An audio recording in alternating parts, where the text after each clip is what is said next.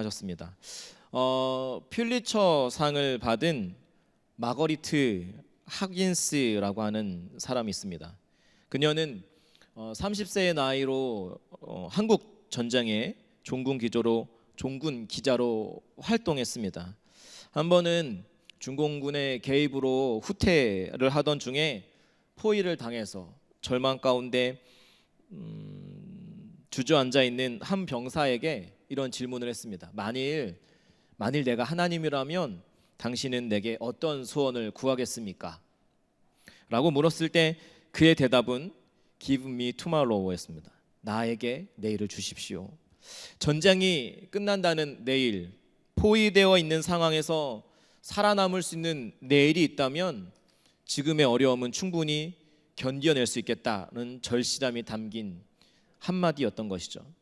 그렇습니다. 여러분, 내일이 보장되어 있다면 현재의 고난은 전혀 문제가 안 될 것입니다. 문제는 미래가 보이지 않는다는 것이죠. 이 도시에서 불안하지 않은 사람은 없다라는 책이 발간될 정도로 우리가 살아가는 사회는 불안 때문에 일상생활에 힘들어하고 내일이 오는 것조차 두렵다고 말하는 사람들로 가득합니다. 숨막히도록 힘겨운 오늘을 보냈기에 내일에 대한 기대보다는 걱정과 부담이 더 큰 사람들, 어른들은 물론이거니와 청소년, 아동까지 불안 시대라 불릴 정도로 현대인에게 있어서 불안은 이제 뗄래야 뗄 수 없는 키워드가 되고 있죠. 아마도 우리 모두에게 가장 필요한 것은 내일에 대한 소망이 아닐까 싶습니다. 밝은 내일이 있다면 오늘 주어진 인생의 자리에서 한 걸음 내디뎌 볼 만하지 않겠습니까? 비록 오늘 실패했더라도 성공이 기다리는 내일이 보장된다면 다가올 내일을 기대할 만하지 않겠습니까? 그러기에 내일이 있다라고 하는 것은 분명한 소망입니다. 요단을 건너야 하지만 요단을 건너야만 약속의 땅을 갈 수 있는 이스라엘. 그런데 범람에 있는 요단강 그 상태로는 이스라엘이 도무지 건널 수 있는 방법이 없었습니다. 그러나 하나님의 말씀을 따라 나아갔더니 놀랍게도 하나님께서는 마른 땅을 건너게 하시고 또 절대 무너지지 않을 것으로 여겨지던 여리고성 또한 순종함으로 나아갔더니 맥없이 무너져 내리는 것을 본 이스라엘은 하나님께서 우리에게 약속하신 땅, 그 땅을 우리가 취하는 것은 시간 문제구나 라고 하는 기대와 내일에 대한 소망으로 가득 찼을 것입니다. 그런데 우리가 함께 읽은 본문 1절은 뭔가 심상치 않은 기운이 감도는 것으로 시작하고 있습니다. 1절 말씀 한번 같이 읽겠습니다. 1절 말씀입니다. 시작.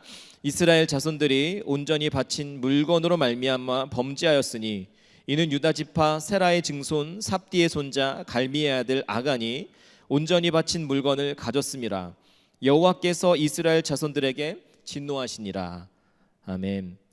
우리말 성경에는 생략되어 있지만 원어 성경은 이 1절의 앞에 접속사 그러나로 시작하고 있습니다. 무슨 말입니까? 6장까지에서는 놀라운 순종함으로 나아갔을 때 하나님의 기적의 역사와 놀라운 승리의 이야기가 전개되어 왔지만 이 7장에 접어들면서 전혀 다른 분위기로의 전환이 이루어질 것이라고 하는 예시가 담겨 있는 것입니다. 아니나 다를까 본문의 저자는 당시 여호수아가 알지 못했던 어떠한 한 사람이 행한 일로 인해서 희망으로 가득 찰 줄 알았던 내일에 대한 균열이 시작되고 있음을 지적하고 있습니다. 그런데 문제는 하나님의 군대가 하나님의 진노라고 하는 먹구름이 몰려오는 것을 전혀 감지하지 못한 채 눈에 보이는 전쟁 준비에만 몰두했다라고 하는 것입니다. 사랑하는 여러분, 우리는 하나님 앞에 이렇게 서지 않으면 이렇게 언제든지 무지할 수밖에 없는 연약한 존재들입니다. 여러분 혹시 1년 전에 러시아 월드컵 기억하십니까? 2018년 월드컵 최대 이변은 뭐니 해도 직전 대회의 우승자이자 세계 1위 독일이 예선 탈락했다는 것입니다. 공이 둥글다라는 말이 있지만 세계 랭킹 1위 독일이 57위에 불과한 우리나라에게 패할 것을 예상한 사람, 그래서 독일이 예선 탈락할 것을 예상한 사람은 아무도 없었습니다. 그 어려운 일을 우리나라가 해낸 것이죠. 그날의 일은 월드컵 역사상 역대 이변 2위로 뽑힐 정도로 큰 이변이었고, 독일 사람들에게서는 두고두고 기억될 충격적인 사건이 아닐 수 없을 것입니다. 그 독일의 예선 탈락과 함께 대두된 것이 월드컵 우승팀 징크스입니다. 이게 뭐냐?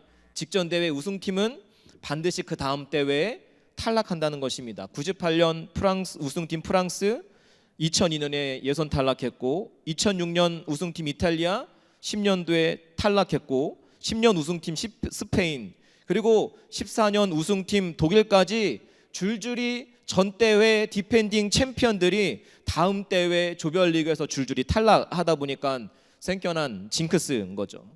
여러 가지 원인 분석이 있습니다. 먼저는 그들을 가득 채운 교만이 팬이라는 것입니다. 대회를 우승하고 나면 자기들이 세계 최고라고 하는 자부심이 교만이 되고, 우승을 가능케 했던 겸손한 정신력과 도전 정신이 흐트러져서 치열한 자기관리에 소홀해진다는 것입니다. 더욱이 우승 멤버라고 하는 명성만으로 주전자리를 꿰차다 보니까 치열한 경쟁 속에서 가장 잘하는 사람이 선수가 선발되는 타팀에 대해서 경쟁력은 떨어지고, 또 모든 팀의 견제 대상이 되어서 철저한 분석이 더해져서 우승팀 징크스를 만들어낸다는 것입니다. 오히려 우승팀들에게는 크나큰 승리의 경험이 오히려 주저앉게 만드는 실패의 단초를 제공한다는 것입니다. 오늘 우리가 함께 읽은 본문의 여호수아와 이스라엘이 꼭 그랬던 것 같습니다. 여리고 전투에 놀라운 승리의 여세를 몰아서 북서쪽으로 약 16km 떨어진 아이성을 이스라엘이 공격합니다. 이 성은 12,000명 정도의 주민이 살고 있는 여리고에 비하면 턱없이 작은 성읍이었습니다. 문제는 이 이스라엘이 이 작은 아이성과의 전투에서 전혀 예상치 못한 일격을 당했다라고 하는 것입니다. 실제 아이성을 공격한 사건에 대한 본문의 묘사는 3,000명쯤 되는 백성이 올라갔다가 도망했다는 것이 전부입니다. 3절에서 정탐꾼이 내려와서 올라가서 치자라고 했지만 4절에는 올라가다라고 하는 동사만 있고, 핵심이 되는 그들을 쳤다는 동사를 어디서도 찾아볼 수 없습니다. 무슨 말입니까? 의기양양하게 아이성으로 3,000명의 군사들이, 이스라엘의 군대들이 올라가기는 했지만 전혀 목적을 이루지 못한 채 힘 한번 제대로 쓰지 못하고 30명의 병사를 잃고 간신히 도망쳐 왔다는 것입니다. 믿을 수 없는 패배였습니다. 죽은 숫자는 불과 1%에 불과했지만 누구도 이스라엘의 패배를 예상한 이가 없었기 때문에 그들이 입은 심리적 타격은 매우 컸습니다. 마치 수만 명이 전사한 것과 같은 그런 상황이었습니다. 그 충격이 얼마나 컸던지 그들의 마음을 물처럼 녹아내렸다라고 본문은 묘사하고 있습니다. 여러분, 그렇다면 2-3천 명만 올라가도 충분히 저 성을 정복할 수 있다. 그랬는데 어찌 이스라엘이 패배하게 된 것일까요? 첫째는 하나님의 지시나 허락을 받지 않고 전쟁에 나섰다라고 하는 것입니다. 여호수아가 가나안 땅에서 정복하는 가나안 정복 전쟁은 하나님께 속한 것입니다. 믿으십니까? 정탐은 나쁜 것이 아니지만 문제는 기도하지 않고 정탐꾼을 풀었다는 것입니다. 바로 앞선 여리성과의 전투 기억하십니까? 전쟁의 모든 것을 하나님의 말씀으로부터 시작했습니다. 그리고 전쟁과는 전혀 어울리지 않는 전략으로 하나님 말씀에 순종하여 마지막 날 7바퀴를 돌고 한순간에 나팔과 소리를 질렀을 때 그 성읍이 와르르 무너져 내리는 너무나 놀라운 전투에서의 승리가 있었죠. 그런데 아이성 전쟁에서 전쟁을 앞둔 여호수아는 하나님께 묻지 않고 스스로 판단하여 정탐꾼을 보내는 전혀 다른 모습을 보이고 있는 것입니다. 크나큰 승리에 고취되어서 여호수아와 이스라엘이 신앙적 측면이 헤어졌던 걸까요?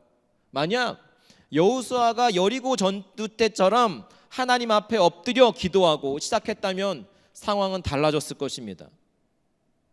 여호수아와 장로들이 하나님 앞에 기도하면서 하나님 이 전쟁을 나가야 합니까? 어느 때에 나가야 합니까? 어떤 방법으로 나아가야겠습니까? 기도했다면 아마 하나님께서 그들 안에 있는 악한의 죄를 알려주시지 않았을까요?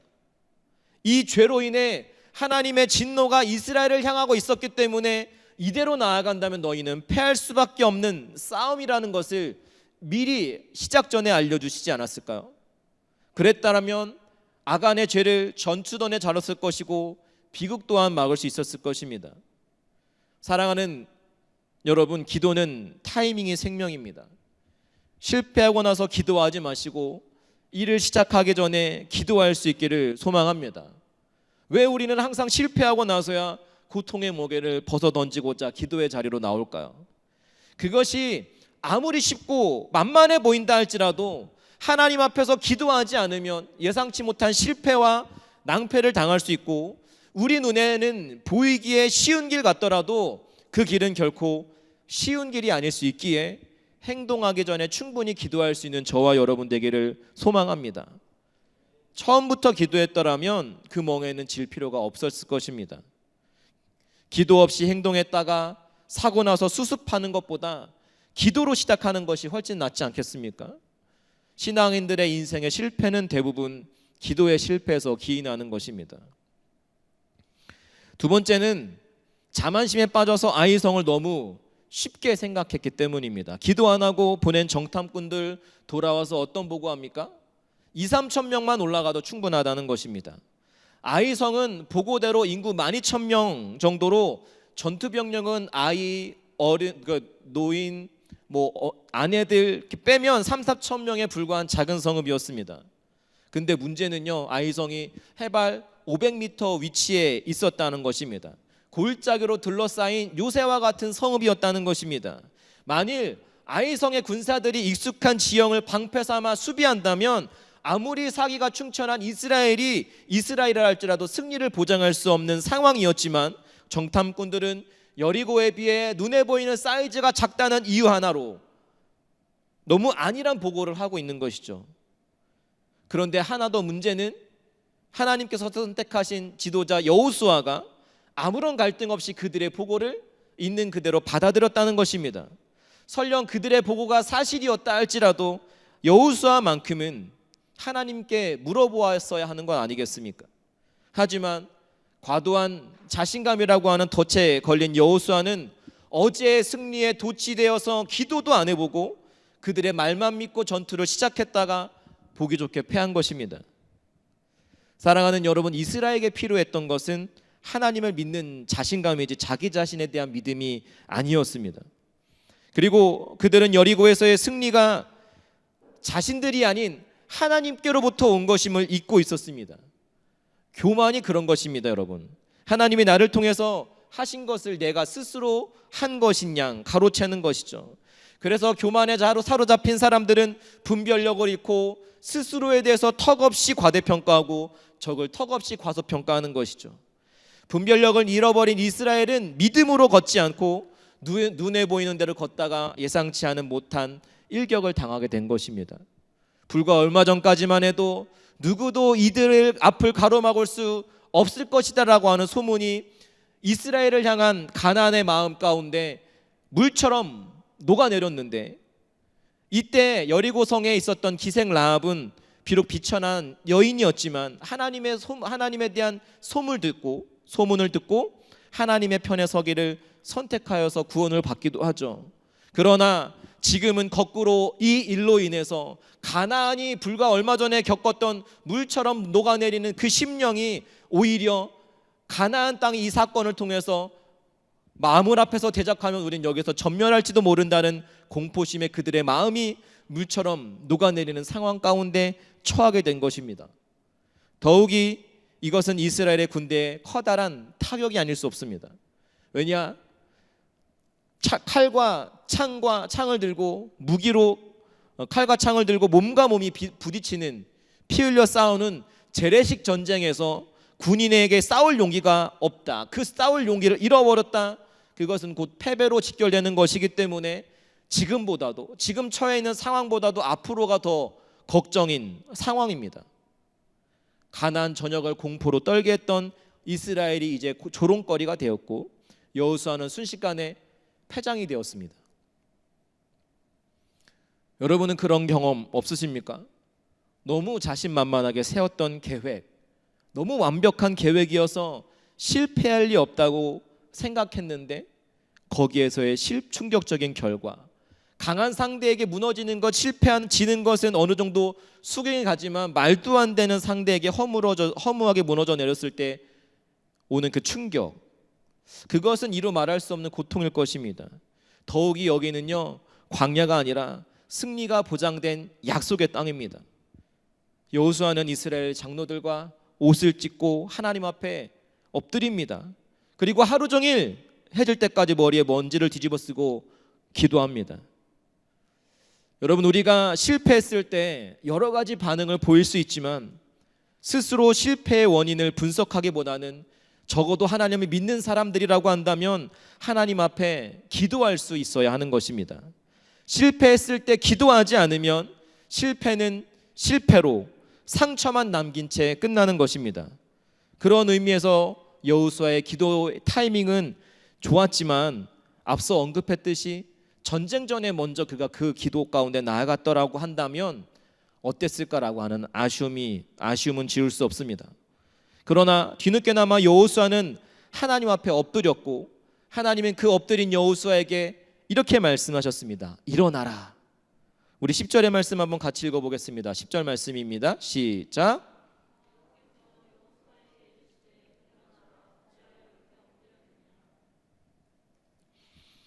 하나님께서는 새로운 마음으로 새롭게 결단하여 새롭게 시작하라고 명령하고 계신 것입니다.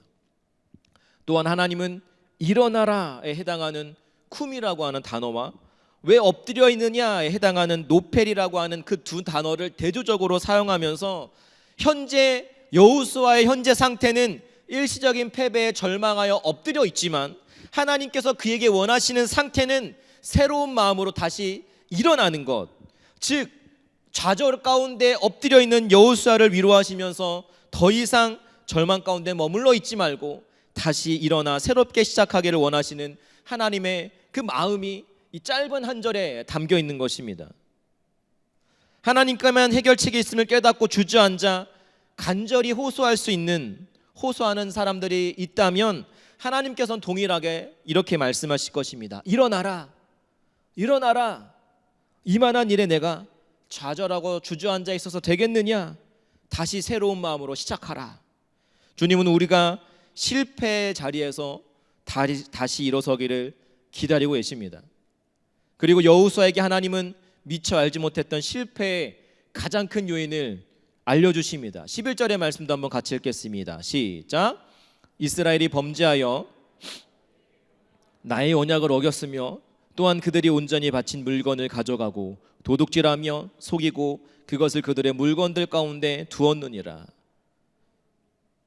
아이성 전투에서의 실패의 원인과 하나님께서 동행하지 않으신 이유를 조목조목 설명하시는데 그것은 너희의 패배의 이유는 너희가 약했기 때문이 아니라 악했기 때문이라고 말씀하시는 것입니다. 전략의 실패가 아니라 순종의 실패였다는 것입니다. 그러기에 하나님은 백성을 너희 스스로 정결케 하라고, 하나님을 진노하게 만든 영적인 죄의 암덩어리들을 처리하라고, 그리하지 않으면 나는 너와 함께하지 않겠노라고 하나님께서 말씀하고 계시는 것입니다.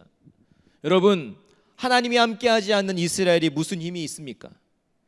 약속의 땅 정복전쟁 초기에 아이성의 패배와 형제 아간 가족을 처형시켜야 하는 내부적으로 힘든 시련을 그들은 겪어야 했지만 이스라엘의 밝은 내일을 위해서 이 일은 반드시 필요한 일이었습니다. 왜냐? 여리고 전쟁에서의 하나하나의 정복 전쟁의 승리는 전적으로 여호와 하나님의 임재에 의한 승리로, 또 가나안 땅 여리고성의 첫 정복은 첫 열매로서 사람과 가축과 은금을 비롯한 모든 기구 등 여리고에 속한 모든 것은 여호와께 바쳐진 것이었기 때문에 그렇습니다. 그러기에 하나님께서는 그들을 향해서 너희가 그 탈취물을 누구든지 취하지 말고 하나님께 바칠 것을 말씀하신 것이죠. 만일 그 물건들 중 어떤 것이든 취하는 사람은 고통을 당하게 될 것이라고 하셨는데, 이스라엘 최고 명문 가문에 속해 있는 유다 지파 출신의 아간이 이를 어긴 것입니다. 그리고 여러분, 이 여리고 성에서 다음 전쟁에서는 얼마든지 자기 마음껏 취할 수 있었습니다. 조금만 기다렸다면 얼마든지 마음껏 취할 수 있었습니다. 그러나 아간은 그것을 기다리지 못하고 하나님께서 이루신 일을 마치 내가 이루신 것인 양 그 전리품을 취하고자 했던 것입니다. 어쩌면 그는 불안정한 시대 가운데서 밝은 내일을 위해서 그 일을 선택했는지도 모르겠습니다. 하지만 그 순간의 선택은 괴로움이라고 하는 자기의 이름 뜻 그대로 내일이 보장된 이스라엘의 소망을 박살내고, 패배라는 쓰라린 괴로움과 가족 전체를 죽음으로 내모는 괴로움 자체인 저주받은 인생으로 생을 마감하게 됩니다. 그리고 오늘 본문에 이어 하나님께서는 아간을 묻은 자리에 돌무더기를 쌓고 기억하라고, 기념하라고 말씀하십니다.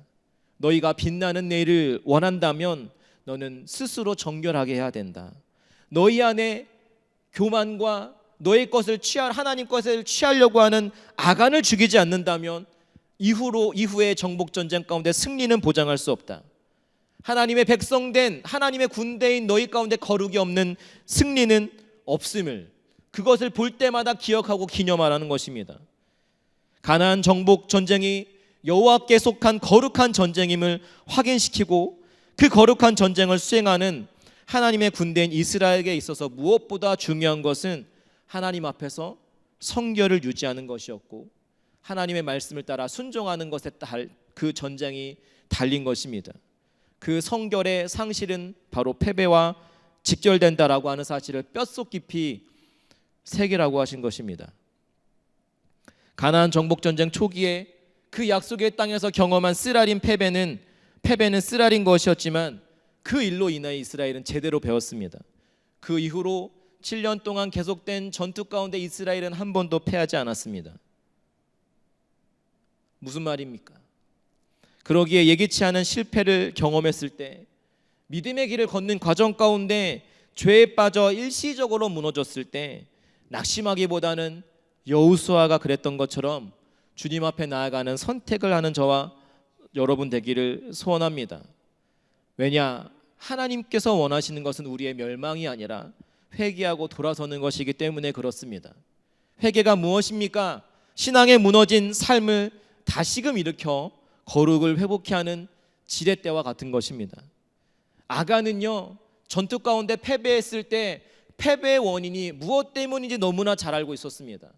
회개의 기회가 여러 번 있었습니다. 제비를 뽑으면서 점점 자기를 향해서 좁혀올 때 돌이켜 회복할 수 있는 기회가 있었지만 그는 결국 회개의 자리로 나오지 않았습니다. 레미제라블의 작가 빅토르 위고는 20살 때부터 명성을 날리지만 그의 명성과 달리 그의 사생활은 탐욕에 빠진 방탕한 생활, 온 가족을 괴롭게 하는 못난 아빠였습니다. 하지만 1841년 여름, 사랑하는 딸이 물에 빠져 죽고 그 시체가 강 위에 떠올랐을 때 딸의 죽음 앞에서 그는 이렇게 말합니다.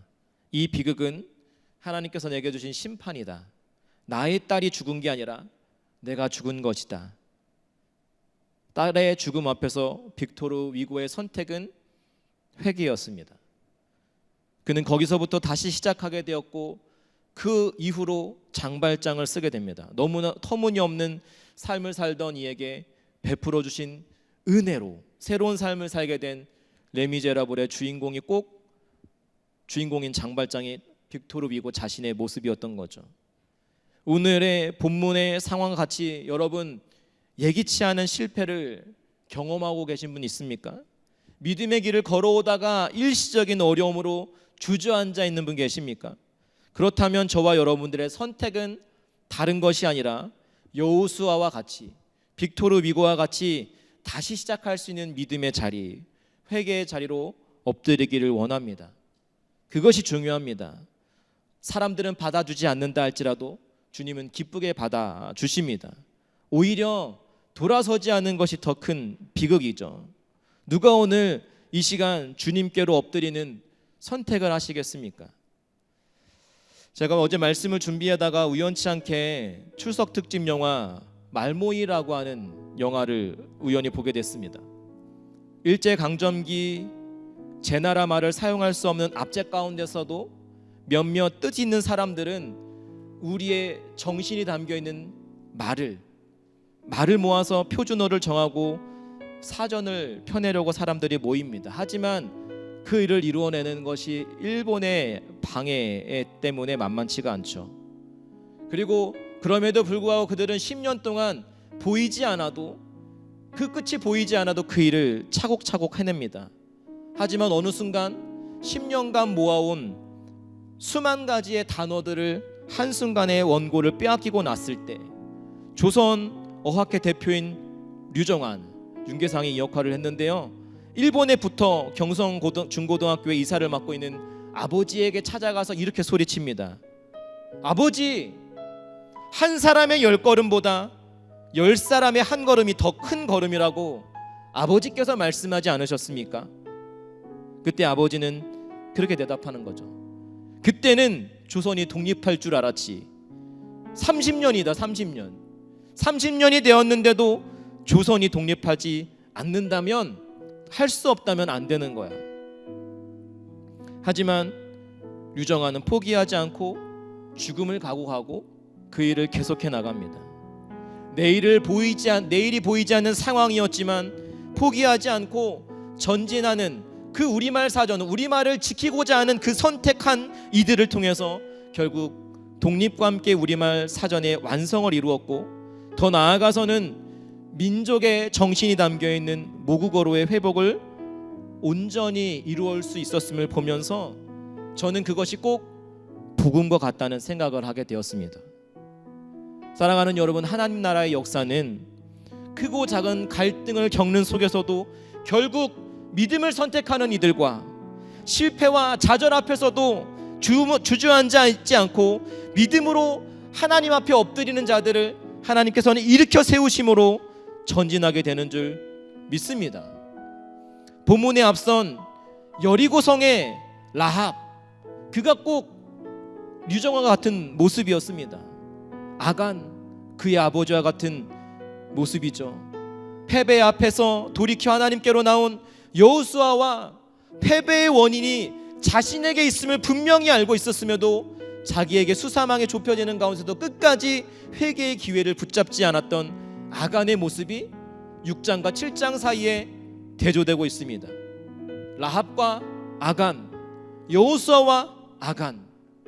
기생 라합은 아무것도 없는 비천한 여인이었지만 여리고성에서 믿음을 선택함으로 그녀는 구원을 받았을 뿐만 아니라 이스라엘의 편입이 되어서 약속하신 그 하나님 땅에서 복을 모두 갖고 누리게 되었습니다. 하지만 아간은 어떻습니까? 명문 가족의 족장으로 많은 것을 누릴 수 있었지만 순간의 탐욕을 이기지 못하고 눈에 보이는 욕심을 선택함으로 모든 것을 잃어버리고 이스라엘에게는 패배와 많은 이들에게는 괴로움을 알기는 저주와 같은 삶이었습니다. 우리가 살아갈 남은 인생의 선택도 여러 가지 기로에 놓일 것입니다. 아간의 선택인가, 라합의 선택인가, 끊임없이 고민 가운데 놓이게 될 때 저와 여러분의 선택이 라합과 여호수아 같기를 소원합니다. 그렇게 돌아설 때 하나님께서는 우리의 삶 구석구석을 감찰하시며 일어나라 응원하시고 해결 방법 또한 알려주심으로 아프지만 저희 안에 제거되어야 할 뺄셈을 통해서 더 많은 것을 풍성케 하시는 덧셈의 삶으로 내 길을 밝혀 영원한 생명의 길로, 내일이 보장되지 않은 불안한 삶 가운데서 세상 그 어떤 곳에서도 경험할 수 없는 평안으로 인도하여 주실 줄 믿습니다. 오늘의 말씀을 통해서 우리의 모습을 돌아보기를 원합니다. 우리의 모습 가운데 승리에 도취되어서 하나님께서 허락하신 은혜를 망각한 채 주어진 현재의 상황이 내 노력과 내 힘으로 쟁취된 것인 양 착각하여 내 뜻과 내 생각과 내 경험을 의지하여 나아가는 이스라엘과 같은 내 안의 교만과 탐욕에 눈 어두어 하나님의 말씀에 온전히 순종하지 못한 내 안에 아간은 없습니까? 오늘 이 시간 그 말씀을 기억하며 함께 기도하기 원합니다. 내 안에 교만과 아간이 드러나기를 소망합니다. 하나하나 낱낱이 주님 앞에 고백할 때 주님께서 제거해 주시고 용서해 주시옵소서. 그 가운데 주저앉아 있는 자리에서 일어나 새롭게 시작되는 은혜가 있기를 소망하며 그 마음을 담아 결단의 기도를 드리겠습니다. 기도하겠습니다.